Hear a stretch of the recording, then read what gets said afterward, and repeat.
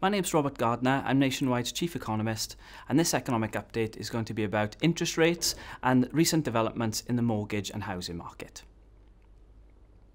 So starting first of all with interest rates, it was no surprise that the Bank of England increased interest rates by 25 basis points in August to 0.75%.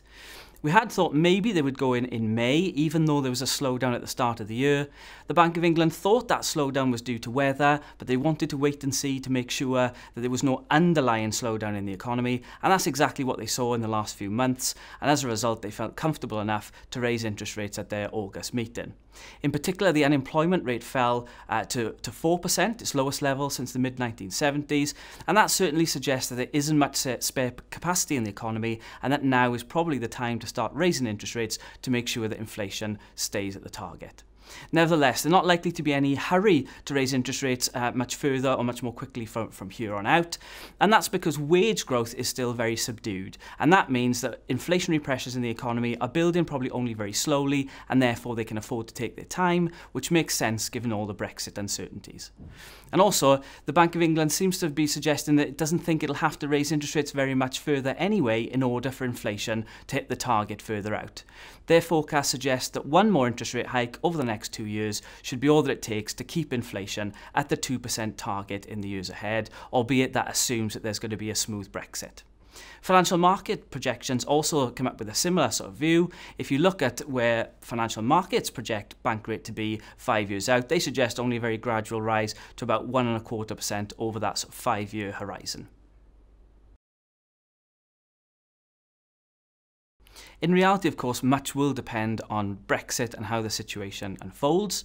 Our working assumption is that we will reach a deal, but that uncertainty about future trading relationships will continue to act as a drag on investment, and as a result, the economy will continue to grow at a fairly subdued pace over the next couple of years, 1 to 1.5% each year, and as a result, the Bank of England, we think, will probably keep interest rates on hold for the next year or two until that uncertainty fades and the economy starts to accelerate. But I think the key thing to emphasise is just how uncertain the outlook is.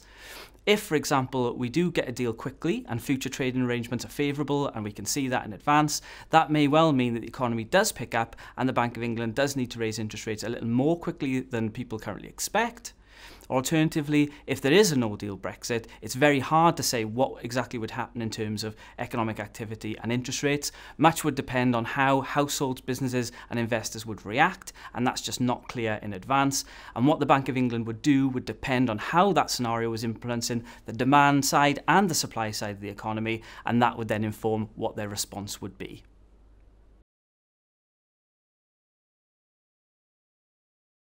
So what about the impact of higher interest rates on UK households? Now, UK household budgets have been under a lot of pressure in recent years because wages haven't been rising fast enough to keep up with the cost of living. Nevertheless, there's good reasons to believe the households are actually well placed to cope with a modest increase in interest rates. Household balance sheets are actually fairly solid. If you look at debt levels and you look at household debt compared to household income, yes, it's higher than it was a few years ago, but it's still well below the levels seen before the financial crisis. Similarly, if you look at debt servicing costs, they're also fairly low by historic standards, thanks to the low level of interest rates. And also, the change in bank rate actually won't affect most people with a mortgage. Only around 35% of mortgage balances are actually at variable rates, which is the lowest proportion on record. Even for those that are on variable rates, the impact of a 25 basis point increase in bank rate is fairly modest. So on a typical mortgage, it translates into an increase of around £16 a month, which is about £190 a year, which is fairly modest for most households. Even for those looking to remortgage, there isn't obvious evidence that their costs are going to be significantly impacted. For example, if you look at 75% LTV mortgages, those coming off 2-year deals will see interest rates in the market broadly equivalent to the deals that they're rolling off. And for those that are coming off 5-year mortgages, they're likely to see interest rates available at around 100 to 150 basis points below the deal that they're rolling off.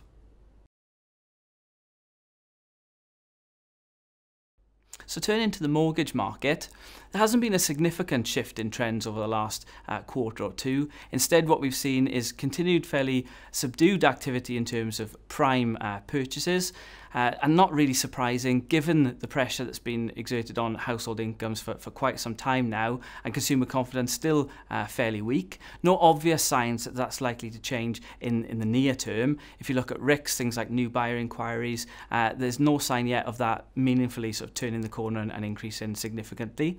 We have seen quite a pickup in remortgaging activity, as you might expect given the bank rate changes, especially in terms of internal switching across the market, and that's likely to continue to benefit from the recent bank rate move, at least in the near term.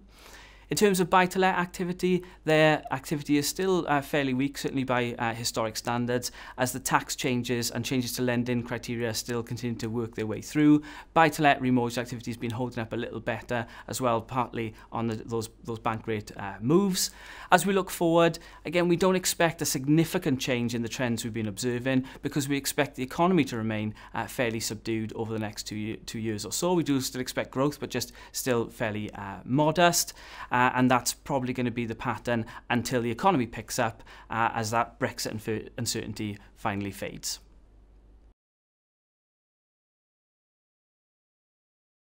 In terms of UK house prices, very little change in house price dynamics over the last quarter or two. In July, annual house price growth picked up to 2.5% from 2% in June, but to be fair, annual house price growth has been in a fairly narrow range between 2 and 3% over the last 12 months or so. So really it's just a continuation of that trend. And it suggests that maybe demand and supply in the market remaining fairly evenly matched with little change in that balance over that period. As we look forward, a lot is going to depend obviously on wider economic performance and what happens with not just the economy but also interest rates. We expect that the economy will remain fairly subdued, growth 1 to 1.5% over the next year or two. So for house prices, that suggests maybe a modest slowdown from where we are at the moment. Overall, we're expecting house prices to rise by around 1% over the course of 2018 as a whole. In terms of regional house price dynamics, most parts of the country saw house price growth slow in the second quarter of the year, but house price growth was strongest in the Midlands, where prices were up around 4.5% compared to the same period the previous year, and that was about twice the rate of growth that you saw in the UK overall, because prices in the second quarter in the UK were up about 2.2%. Wales and Scotland saw some similar increases, around sort of 3% or so, but the real outlier was London, where there was a small decline in house prices year on year, so prices were down around 2%. But it's important to remember that in London there was a sufficient or long period where London has outperformed, where London house prices are still around 50% higher than they were in 2007, and that's much more than any other parts of the country. So in the UK overall, prices are around 16% above where they were in 2007, and if you look at Scotland and Wales and parts of Northern England, prices are still basically at the same level or even slightly lower than they were in 2007, a decade ago.